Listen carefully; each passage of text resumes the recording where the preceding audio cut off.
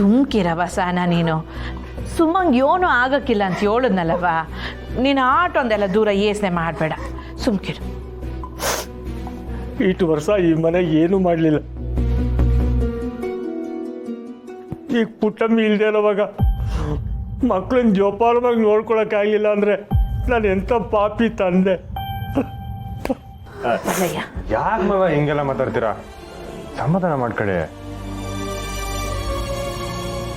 ಅಮ್ಮೋರೆ, ನಾವು ಬಿರ್ನೆ ಹೋಗಿ police complaint ಕೊಡೋದೇ ಒಳ್ಳೇದು ಅಂತ ಅನಿಸ್ತೈತೆ. ಅಯ್ಯೋ ದೂರೆಲ್ಲ ಕೊಡೋದು ಬೇಡ. ಅದೆಲ್ಲ ಬೇಡ ಕಾಳಿ, ಇದು ಸೂಕ್ಷ್ಮವಾದ ವಿಚಾರ. ಇದನ್ನ ಬ್ಯಾರೆ ಥರನೇ ನಿಭಾಯಿಸ್ಬೇಕು. ಕಂಪ್ಲೇಂಟ್ ಕೊಡದೆ ಹಂಗವ ಸುಮ್ಮನೆ ನೋಡ್ಕೋದು. ಅವಳಿಗೆ ಮೆಸೇಜ್ ಮಾಡಿದ್ದ ಲಾಸ್ಟು, ಆಮೇಲೆ ಮತ್ತೆ ಫೋನ್ ಮಾಡಿದ್ರೆ ಸ್ವಿಚ್ ಆಫ್ ಅಂತ ಬದೈತೆ. ನೋಡಿ, ಇದೊಂದು ಹೆಣ್ಮಗಿ ಈಸಿಯ. ನಾವೀಗ ತೇಸನ್ಗೆ ದೂರ ಕೊಡಕ್ಕೆ ಹೋಗಿ ನಾಳೆ ಅವಳ ಭವಿಷ್ಯಕ್ಕೆ ನನ್ನ ತೊಂದರೆ ಆದರೆ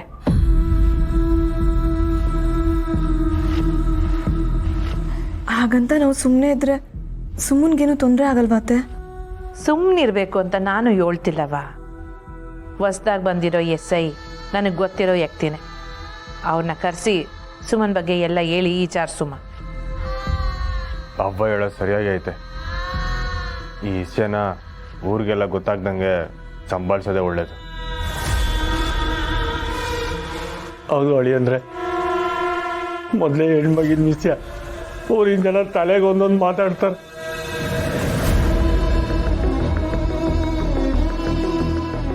ಅಯ್ಯ ಬಾಬು, ಊರ್ ಜನಕ್ಕಿನ ನಮ್ಮ ಅಕ್ಕನೇ ಸಾಕು. ಅದಕ್ಕೆ ರೆಕ್ಕೆ ಪುಕ್ಕ ಸೇರಿಸಿ ಊರ್ ಜನಕ್ಕೆಲ್ಲ ಡಂಗುರ ಸಾರ್ಸ್ಕೊಂಡ್ ಬಂದಿರ್ತಾಳೆ.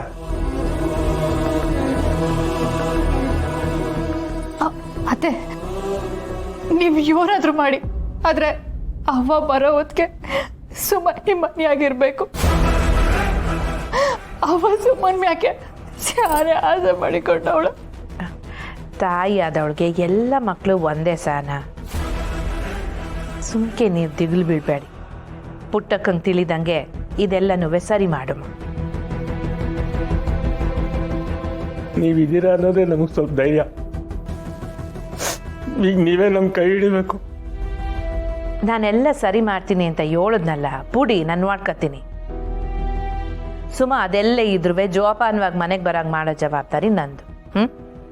ಸಾನ, ಯೋಚನೆ ಮಾಡಬೇಡವ.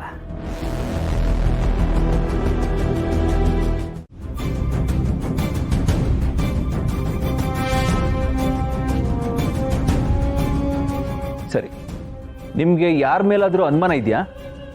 ಸಾಹೇಬ್ರೆ, ಆ ರಾಜಿ ಮ್ಯಾಕ್ ಅನುಮಾನ ನನಗೆ. ಯಾರು ಆ ರಾಜಿ? ಅದು ನಮ್ಮ ಅಪ್ಪಯ್ಯನ ಎರಡನೇ ಹೆಂಡತಿ. ಹಾಗಾದ್ರೆ ಅವ್ರನ್ನ ಒಂದ್ಸರಿ ಕರೆದು ವಿಚಾರಣೆ ಮಾಡಬೇಕಾಗುತ್ತೆ. ಬಾಬು, ಅಕ್ಕನ ಕರೆಸಿ ವಿಚಾರಣೆ ಮಾಡಿದ್ರೆ ಏನಾಯ್ತದೆ ಅಂತ ಗೊತ್ತು ತಾನೆ? ನಿಜ ಕಲ ಸಾಹೇಬ್ರೆ, ಅವಳು ಊರಿಗೆ ಸುಳ್ಳು ಸುದ್ದಿ ಹಬ್ಬಿಸ್ಬಿಡ್ತಾಳೆ. ಅವಳು ವಿಚಾರಿಸೋದು ಬೇಡ. ಪೊಲೀಸಪ್ಪ ನೋಡಿ, ನೀವು ಯಾರನ್ನೇ ವಿಚಾರಣೆ ನಡೆಸಿದ್ರು ನೇರವಾಗಿ ಮಾಡೋದು ಬೇಡ. ಯಾಕೆಂದರೆ ಇದು ಒಂದು ಹುಡುಗಿ ವಿಚಾರ. ಸುಮ್ಕೆ ಊರ್ನಾಗೆ ಇಲ್ಲದೆ ಇರೋ ಗುಲ್ಲೆಪ್ಸಿದ್ರೆ ಆಮೇಲೆ ಅವಳ ಭವಿಷ್ಯಕ್ಕೆ ತೊಂದರೆ ಆಯ್ತದೆ.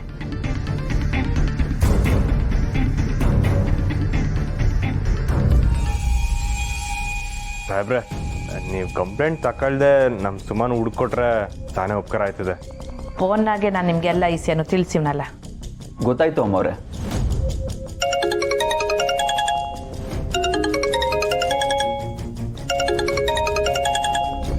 ಹಲೋ, ಹೇಳಿ ಮೇಡಮ್.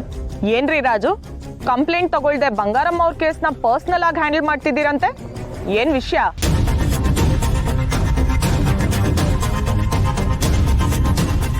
ಮೇಡಮ್, ಅದು ಈಗಿನ್ನೂ ಡ್ಯೂಟಿಗೆ ಜಾಯ್ನ್ ಆಗಿದ್ದೀರಾ? ಅಷ್ಟು ಬೇಗ ಸಸ್ಪೆಂಡ್ ಆಗೋ ಆಸೆನಾ? ಮೊದಲೇ ಹುಡುಗಿ ಕೇಸ್ ಬೇರೆ, ಏನಾದರೂ ಒಂದು ಸ್ವಲ್ಪ ಹೆಚ್ಚು ಕಮ್ಮಿ ಆದರೂ ನಿಮ್ಮ ಬುಡಕ್ಕೆ ಬರತ್ತೆ. ಮೇಡಮ್, ಅದು ಬಂಗಾರಮ್ಮ ಅವರೇ ರಿಕ್ವೆಸ್ಟ್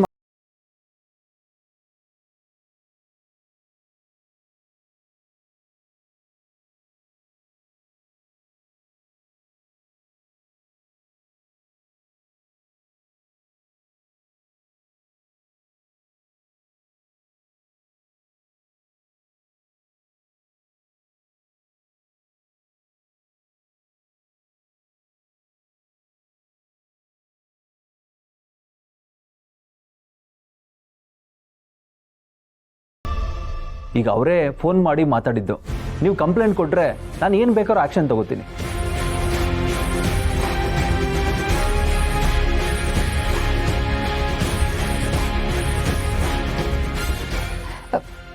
ದೂರೆಲ್ಲ ಬ್ಯಾಡ ಅತ್ತೆ.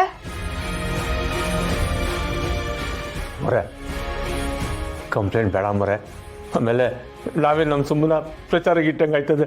ಯಾಕಿಷ್ಟು ಭಯ ಪಡ್ತೀರಾ? ಜಸ್ಟ್ ರಿಟರ್ನಲ್ಲಿ ಒಂದು ಕಂಪ್ಲೇಂಟ್ ಕೊಡಿ, ಮುಂದಿನ ದಿನ ನಾವು ನೋಡ್ಕೊತೀವಿ. ನಿಮ್ಮ ಹುಡುಗಿ ಎಲ್ಲೇ ಇದ್ರು ಅವ್ರನ್ನ ಹುಡುಗಿ ಕರ್ಕೊಂಡು ಬರೋ ಜವಾಬ್ದಾರಿ ನಂದು.